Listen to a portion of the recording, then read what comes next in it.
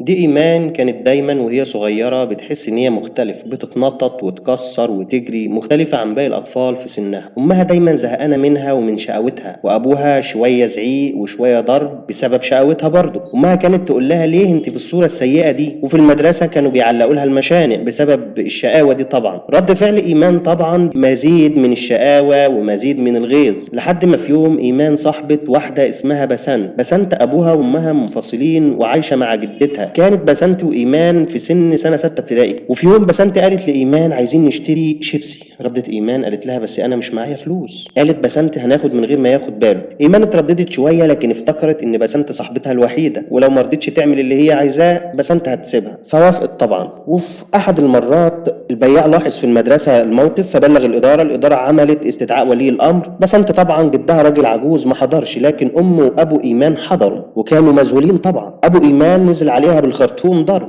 حتى انهارت البنت. ايمان بتقول انها زادت من داخلها واستمرت في مصاحبه بسنت. الموضوع اتطور وبقوا يسرقوا حاجات من شنط زمايلهم في المدرسه، وفي مره من المرات تم التفتيش الفصل كله وانكشفوا وتم فصلهم من المدرسه. ابو ايمان ما ضربهاش المره دي، امها كلمتها وحاولت تتفاهم معاها، وايمان سكتت. ظنت الام انها اقتنعت وخرجت قالت لابوها سيبها بقى وربنا يصلح الحال، لكن ايمان ما اقتنعتش ومشيت على نفس المنوال. البنات كلها رفضت تصاحب ايمان قالت وماله اصاحب جدعان. الاداره طبعا بلغت والد ايمان. طبعا المره دي كان هيقتلها لولا ربنا ستر. فضل يضرب فيها لحد ما جسمها ورم، وامها قالت ليها انت عار على الاسره. ايمان دلوقتي في سنه اولى اعدادي ملهاش صديقات تجلس معاهم ودايما قاعده لوحدها، وبسنت غايبه باستمرار. في حصه التربيه الدينيه الاسلاميه سال المدرس مين فيكم بيصلي. كان جه عندي وحسيت ان انا رديت اجابه مختلفه شويه. بيقول لي ما بتصليش ليه؟ قلت له علشان انا بكره بابا وماما. طبعا اندهش الاستاذ عماد وقال لي يا ايمان فتره الفسحه عدى عليا وعايزك. وبصراحه انا ما رحت. شافني بعدها في حصه الالعاب نادى عليا ما جيتيش ليه؟ قلت له عادي. قال لي ايه بتكرهي ابوك وامك؟ قلت علشان بيضربوني ويشتموني. الاستاذ عماد بدا يقول لي اثناء الحصه بتاعته امسح السبوره، وبيطلب مني ان احضر له اشياء من غرفه المدرسين. بدات استريح في حصه الاستاذ عماد لانه مش بيهاجمني. المعلمه فاطمه زوج مدرسه اللغه العربيه بتعمل معايا زيه بالظبط، واحيانا تديني توكه وتطبطب على كتفي. الاستاذ عماد رشحني علشان اقرا في الاذاعه المدرسيه، وفعلا قرات سوره الفجر. بعد الاذاعه الاستاذ عماد نادالي وقال لي عايزين نكون من النفس المطمئنه يا ايمان. رديت عليه وقلت له ازاي يعني ايه الكلام ده؟ رد الاستاذ عماد وقال ان احنا نقرب من ربنا. نظرت له في دهشه كده، فكرت وقلت شكله انسان متدين. لاحظت في الايام التاليه تغير من جميع المدرسين، كلهم بيحاولوا يتوددوا ليا ويمدحوني. وسالت الاستاذ عماد، رد عليا وقال لي انا عاتبتهم وطلبت منهم ان هم يحسنوا معاملتي، وقال لي انت محترمه. قلت له يا استاذ عماد انا بسرق. شاور كده على همه وقال لي باشاره اسكتي، وقال الخطا ليس معناه اني انا انسان سيء، كلنا بنخطئ. وحكى لي قصته. ساعتها حسيت انه انسان متواضع واتاثرت بيه ودمعت. الاستاذ عماد بعت استدعاء لوالدي ووالدتي جايين طبعا خايفين يا ترى عملت ايه النبادي. الاستاذ عماد قدامهم مدحني وقال لي ايمان طالبه ممتازه ومحترمه جزاكم الله خيرا عنها. فضلت اعيط وساعتها كنت عايز ادعي له ان ربنا يدخله الجنه. بعدها اتوديت ودخلت مسجد المدرسه وصليت الظهر ودعيت لي. بعدها فوجئت بتغير في معامله ابويا وامي. ابويا عزمني على الغداء انه متاثر وهو بيقول لي اسف يا ايمان. الاستاذ عماد دارس لانماط الشخصيه وفهمني انك من النوع الحركي، وشقاوتك وانت طفله كانت بسبب انك من النوع الحركي. الاستاذ عماد قال ان الضرب بيأذي الطفل الحركي وبيحوله لشخص كاره للمجتمع. بدات اشعر اني انا منهم بجد. انا الان عمري 26 سنه، مدرسه تربيه رياضيه، وقد رزقني الله بطفله حركيه ايضا. بصراحه انا بحسن معاملتها وبناشد كل الامهات ايضا ان هم يحسنوا معامله ابنائهم الحركيين. العبره هنا يا اصدقائي لازم نفهم طبيعه الطفل الحركي وما نأذيهوش بالضرب ولا بالاهانه، لكن نحاول احتضانه على طول واللعب معاه واشراكه في رياضه مناسبه. مشكله الطفل الحركي عندي لما احنا بنسيء ليه بيتحول لطفل كاره المجتمع وعدواني. المجتمع في حاجه الى جميع الانماط، علشان كده علينا ان احنا نقدر فكره الاختلاف. لازم نكثر من التعبير باللمس والاحتضان، ولازم نوقف موضوع الضرب ده مع طفل خالص، ولازم نبطل انتقاد لطفل بسبب حركته. وبس كده. كان معكم محمد ناصر من قناه قطره للناس الشاطره، والسلام عليكم ورحمه الله وبركاته.